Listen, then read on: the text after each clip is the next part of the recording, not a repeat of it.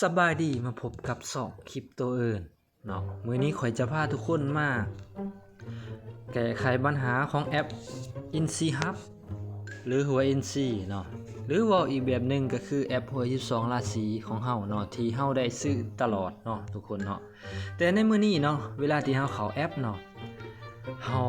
ผัดบ่สามารถซื้อได้เนาะเพราะว่ามีป๊อปอัพหรือว่ามีข้อความแจ้งแบบนี้เนาะทุกคนเนาะตัวนี้แม่นแสดงให้เฮาฮู้ว่าเนาะแอปต้องการให้เฮาอัปเดตแอปเนาะมันบ่มีปัญหาหยังหลายเนาะสำหรับตัวนี้เนาะทุกคนเนาะโอเคมื้อนี้ข่อยจะมาให้หรือว่ายกตัวอย่างให้ทุกคนเบิ่งเนาะ2ปัญหาที่เฮาได้พบเนาะพบเจอหลายที่สุดเนาะในแอปว่า INSEE เนาะสำหรับเพื่อนๆคนใดที่เข้าแอปบ่ได้เนาะหรือว่าใช้งานแอปแล้วซื้อเลขบ่ได้เนาะเดี๋ยวข่อยจะแกะให้ทุกคนเบิ่งเนาะแม่เนาะทุกคนเนาะเฮามาเริ่มกันเลยนะทุกคนเนาะหลังจากที่ทุกคนเข้าแอป INSEE Hub แล้วขึ้นโชว์แบบนี้เนาะให้ทุกคนกดมาที่อัปเดต now มองนี่เลยเนาะเพราะว่าเพิ่นได้ปล่อยการอัปเดตมาใหม่เนาะก็คือเวอร์ชัน 2.04 เนาะเป็นเวอร์ชันใหม่ล่าสุดเนาะทุกครั้งที่มันโชว์แบบนี้เนาะทุกคนบ่ยากเนาะถ้าว่ามีการอัปเดตเท่าหน้าให้ทุกคนกดมาที่อัปเดต now เลยเนาะมันจะพาให้เฮาไป Play Store เนาะถ้าว่าเป็นใน iPhone หรือว่า iOS มันจะเข้าไปที่ App Store ของเฮาอัตโนมัติเนาะให้ทุกคนกดมาที่อัปเดตด้านขวามือเนาะกดที่อัปเดตบาร์นึงเนาะแบบนี้เลยเนาะรอท่าการโหลดสำเร็จเนาะ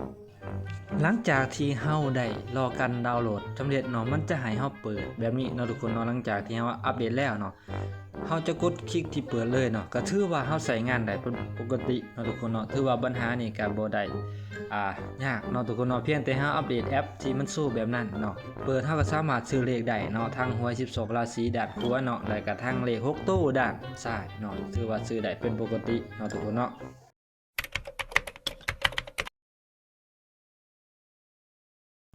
โอเคเฮาจะมาเบิ่งปัญหาที่2กันนะทุกคนเนาะหลังจากที่ทุกคนซื้อเลขแล้วเนาะซื้อเลขแล้วเนาะในตอนนี้เนาะทุกคนผ่านมาเคยได้ซื้อเลขหรือว่าทำการทำธุรกรรมต่างๆมาแล้วในแอปตัวนี้เนาะแต่ว่าเนาะมันเด้งออกมาแบบนี้หรือว่าเฮาต้องการที่จะตั้งใหม่เนาะตั้งใหม่หรือว่าเข้าใหม่เนาะเพราะว่าเป็นบัญชีที่เฮาได้ใส่สำเร็จแล้วเนาะตัวนี้ตั้งจากเบอร์ที่เฮาบ่เคยลงทะเบียนจักเทื่อเนาะแต่ว่าเป็นเบอร์ที่เฮาเคยซื้อเลขแล้วเนาะแต่ว่าเนาะแอปของเฮาถูกลบแบบอัตโนมัติหรือว่าลบแบบว่าลูกของเฮาหลินเนาะถูกแอปลบเนาะเฮาต้องการเข้าสู่ระบบเนาะแต่บังเอิญเนาะทุกคนเนาะเฮาลองจะพิมพ์เบอร์ใส่เนาะเบอร์ที่เฮาอยู่ในโทรศัพท์ของเฮาใส่หลังจากนั้นเนาะมันจะให้เฮาใส่รหัสผ่านหม้องนี้เนาะแต่ว่าเนาะเฮาลืมรหัสผ่านเฮาลองใส่หมวกไปก่อนเนาะทุกคนเนาะเฮาคลิกเข้าแบบนี้มันสู้แบบนี้เนาะแสดงว่ารหัสผ่านบ่ถูกเนาะทุกคนเนาะรหัสผ่านบ่ถูกเนาะแสดงว่าเฮาลืมรหัสผ่านตัวนี้เนาะเพราะว่ารหัสผ่านตัวนี้เนาะมันจะให้เฮาตั้งเนาะตอนที่เฮาสร้างบัญชีใหม่เนาะเพราะว่ารหัสผ่านมันจะให้ยืนยัน2เทื่อเนาะทุกคนเนาะเป็นรหัสผ่านตัวนั้นเฮาจะมาใส่หม้องนี้เนาะแต่ตอนนี้เนาะเฮาได้ลืมแล้วเนาะทุกคนเนาะในกรณีนี้เนาะเป็นกรณีที่เฮาได้ลงทะเบียนเป็นที่เรียบร้อยแล้วเนาะทุกคนเนาะเป็นเบอร์ที่เฮาได้ซื้อเลขผ่านมาเป็นที่เรียบร้อยแล้วเนาะบ่แม่นเบอร์ที่เฮาบ่เคยซื้อจักเทื่อเนาะสำหรับแก้ไขในปัญหาจุดนี้เนาะทุกคนเนาะโอเคเนาะเราจะมาเบิ่งวิธีแก้ไขกันเลยเนาะทุกคนเนาะให้ทุกคนเข้ามาที่เข้าสู่ระบบเนาะเข้าสู่ระบบแบบนี้เนาะหลังจากนั้นให้ทุกคนกดมาที่ลืมรหัสผ่านมองนี้เลยได้เลยเนาะทุกคนเนาะกดลืมรหัสผ่านเนาะเอาเบอร์ที่อยู่ในเครื่องของเฮาเบอร์ที่เฮาเคยซื้อผ่านมาเบอร์ที่เฮาเคยลงทะเบียนมาก่อนเนาะเฮามาพิมพ์ใส่มองนี้เลยเนาะทุกคนหลังจากเฮาพิมพ์ตัวเลขเบอร์โทรศัพท์ของเฮาเป็นที่เรียบร้อยแล้วให้ทุกคนกดเบิ่งเบอร์ให้ละเอียดเนาะว่าเบอร์ที่เฮาพิมพ์ใส่มันถูกต้องหรือบ่เนาะหลังจากกดละเอียดแล้วให้ทุกคนกดมาที่ยืนยันเบอร์โทรด้านลุ่มเลยเนาะ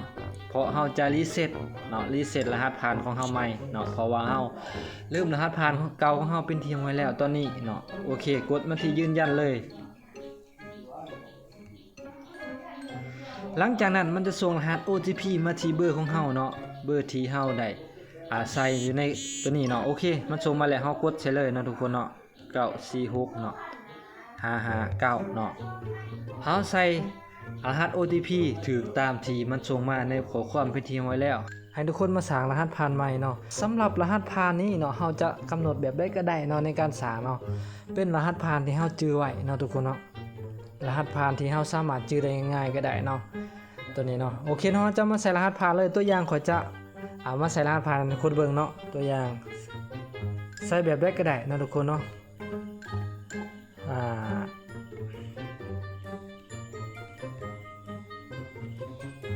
แบบนี้ก็ได้เนาะแต่ว่าข่อยบ่แนะนำเนาะเพราะว่ารหัสผ่านแบบนี้มันง่ายโพดข่อยบ่แนะนำห้ามใส่แบบนี้เป็นเด็ดขาดนะทุกคนเนาะแต่ว่าเป็นตัวอย่างให้ทุกคนเบิ่งเนาะให้ทุกคนใส่รหัสผ่านที่เฮากำหนดเองเนาะเป็นเบอร์โทรที่เฮาบ่เคยใส่แต่ว่าต้องจื้อไว้เนาะทุกคนเนาะหรือว่าจดไว้เนาะทั้งเทิงทั้งรูปแม่นใส่คือกันเนาะทุกคนเนาะรหัสนี่เป็นรหัสตัวอย่างให้ทุกคนเบิ่งซื่อๆเด้อเนาะโอเคเนาะหลังจากนั้นให้ทุกคนกดบัญชียืนยันเนาะหลังจากที่เฮาตั้งรหัสผ่านเป็นที่เรียบร้อยแล้วเนาะให้เฮาเอาเบอร์ที่เฮาเคยตั้งเลยว่าเริ่มรหัสผ่านเมื่อกี้มาใส่เลยเนาะเบอร์ของเฮาเนาะและเอารหัสผ่านที่เฮาใส่เมื่อกี้หันเนาะมาใส่เนาะ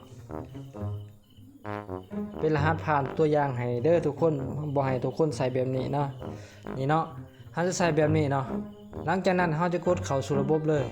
ก็ถือว่าสำเร็จเนาะทุกคนเนาะสำหรับการแก้ไขปัญหาที่แอปเข้าบ่ได้เนาะแอปที่เฮาเคยซื้อเลขพันมาแล้วแต่เข้าบ่ได้เนาะหลังจากที่ทุกคนแก้ไขปัญหาสำเร็จไปที่ห้อยแล้วเนาะให้ทุกคนใส่รหัสนำโชคอยู่หม่องนี้เนาะทุกคนเนาะทุกคนต้องใส่เนาะตัวนี้เนาะเป็นรหัสแนะนำโชคของเฮาเนาะให้ทุกคนกดมาที่แนะนำหมู่ได้เลยเนาะหลังจากนั้นใส่รหัสตนเองเนาะป้อนรหัสใส่เนาะพิมพ์รหัสตามนี้เลยเนาะ2096473478เนาะหลังจากนั้นให้ทุกคนกดมาที่ตกลงได้เลยเนาะกดมาที่ตกลงเลยเนาะตกมองนี้เนาะถือว่าสำเร็จการตั้งหรือว่าการแก้ไขปัญหาแอปหวยอินซีของเฮาเป็นที่เรียบร้อยแล้วเนาะทุกคนสามารถซื้อเลขหรือว่า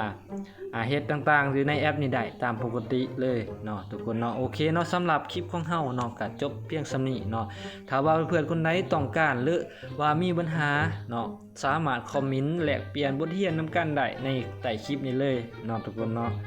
ก่อนจากกันไปเนาะขอคนละ1ไลค์1แชร์หรือว่า1 Subscribe เพื่อเป็นกำลังใจเนาะและอย่าลืมกดกระดิ่งเพื่อเป็นการแจ้งเตือนทุกคนจะบ่พลาด